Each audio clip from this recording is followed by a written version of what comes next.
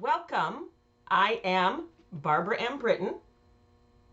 I'm an author, and I'm sorry I won't be with you at the WEMTA conference this weekend because of this crazy virus, but I get to talk about books via the web. So we can get together and have a wonderful conversation about books for preteens and teens. So I live in Brookfield, Wisconsin. I am a Wisconsin author, and I am published through Pelican Book Group. I like to write stories about little known Bible characters and also historical fiction. So I was going to be on a panel about young adult literature. And a lot of times people come up to me and they'll ask, how do I find out where I can purchase young adult books?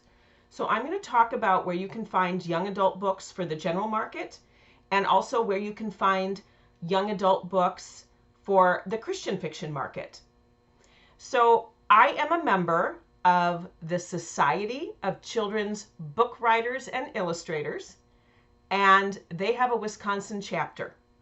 Now I know that is a mouthful, so I put it on a poster board.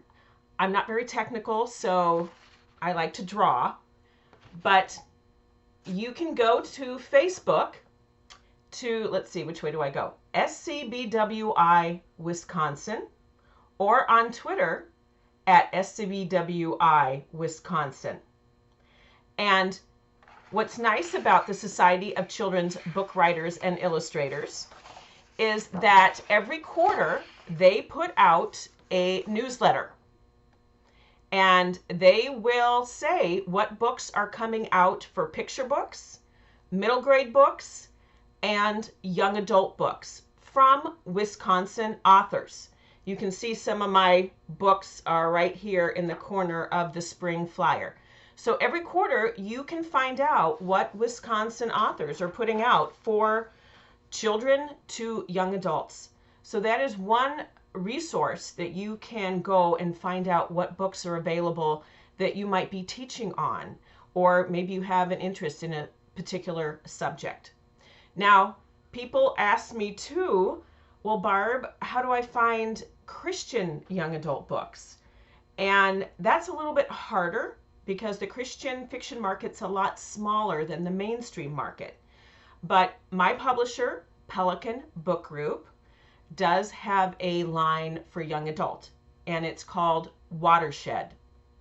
And you can go to pelicanbookgroup.com and look at the Watershed line. And they have a variety of books for young adults. Now, people will ask me, well, what do you mean by Christian? So Christian YA books or young adult books are written from a Christian perspective. So you might hear the name of God in there, but they have themes of forgiveness and redemption. Now, in Christian young adult books, we can't use swear words. We can say that a character swore or cursed, but we don't use the actual word. And there won't be any sex on the page, no premarital sex. It could have happened to a character, but usually it's in the background or it's off the page. And anything that might be a little intense, such as themes of suicide or rape, we do deal with them in Christian fiction, but we don't write them in such a way that they would be very vivid. So those are some of the difference when I say Christian young adult books that you will see in Christian YA. Now, I do have a few books from Pelican that I've read recently or that I have read that I will recommend to you. And then I'll go on to some questions that we were going to be asked on the panel. So recently I read a book that Pelican put out, and it won the Carroll Award for Young Adult Fiction 2 years ago. And it's called Betrayal of the Band by Sarah Tipton. So if you like teen angst and band drama, rock band drama, this is the book for you. And one of the characters does swear, but it will say he cursed or he swore. But it was a fun read, a lot of teen angst. It's not something I normally read, but it was a lot of fun. And I think a lot of teenagers will like it.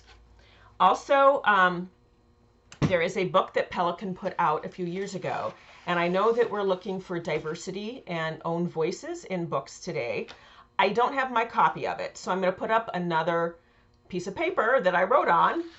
So it's an older book called The People in the Park by Marguerite King Mitchell. And I love this book because the character's father's company was accused of white collar crime and all the assets are frozen. So who are her friends when the rich girl all of a sudden doesn't have any money? So this was a really great diverse book, Own Voices, if you're looking for that. The People in the Park by Marguerite King Mitchell.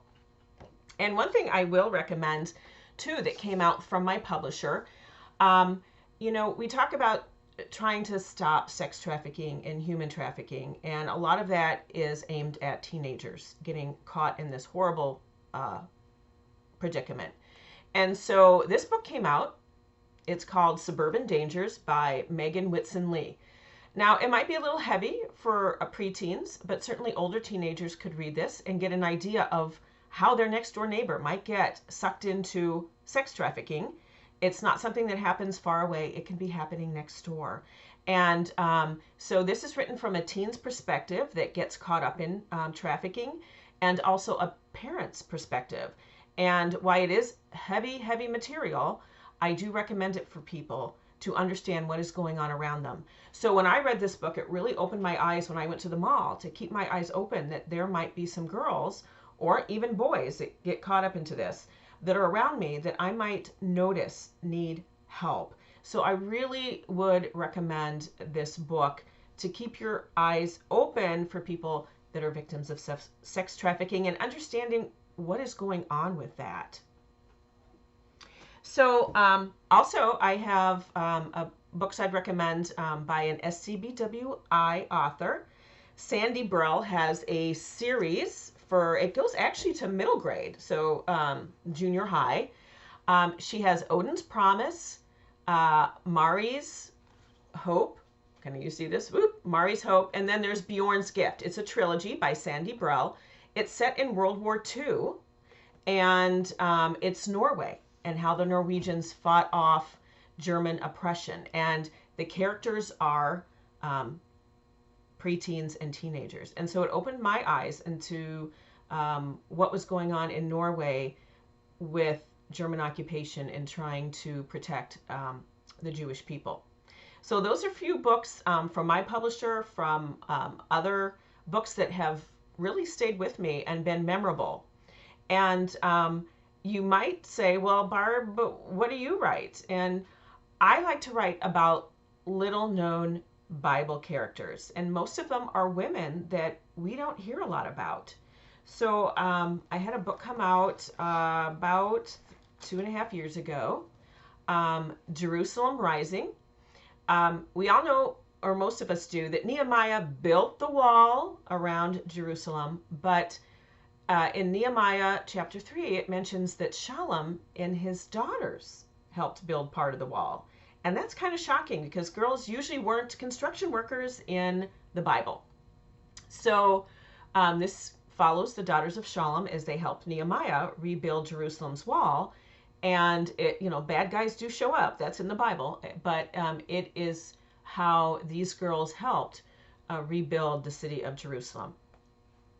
I also have a series going on right now, and that is a wonderful Bible story that I just learned about 2 years ago about 5 orphan sisters that went to Moses and they said, we want to inherit our deceased father's land. And I don't know how they had the gumption to do that in that culture. And I give Moses credit that he did not shut them down. He went to God, and God said, they're right. If a man dies without a son, his daughters inherit the land. And so I had never heard that story. It's the story of the daughters of Zelophehad. There is 5 sisters. This is my book, Lioness, that got a Publishers Weekly starred review. So I was really excited about that. But it tells their story from the book of Numbers about them asking for land, and then they get pulled back into assembly about who they can marry. And I leave them right before the fall of Jericho. Now, if people like the sisters and want to continue on, I have 2 more books. One is out called Heavenly Lights, and the next one is Claiming Canaan, which will be out in April and May. And there I just follow the girls through the book of Joshua until they get their land, because they're very persistent. Because even in the book of Joshua, they go back and they say, hey, remember Joshua, we get our land. So wonderful story that not many people know about. And then I have a book coming out in June. It's a little bit of a switch for me because I am going into historical fiction. And it's a book called Until June. If people have read the book Me Before You, I pitched this book as a World War I Alaskan Me Before You without euthanasia. So it's a caregiver story about a young girl who takes care of a World War I veteran who's lost his legs in trench warfare. And there is the influenza coming of 1918. And wow, we're kind of living that now with this COVID-19 virus. But the veteran has to go to remote lodge. And so the caregiver goes out there and they battle shell shocked, which is PTSD, and amputation and drug addiction. And I handle some heavy topics, but with a little humor added in. And my characters are older teens, 17 going on 18. So it kind of is young adult, new adult, because they're a little bit older. So that book comes out in June, July. It's called Until June, and it's based actually on a true story. So you can find out more about me on my website. I have a website.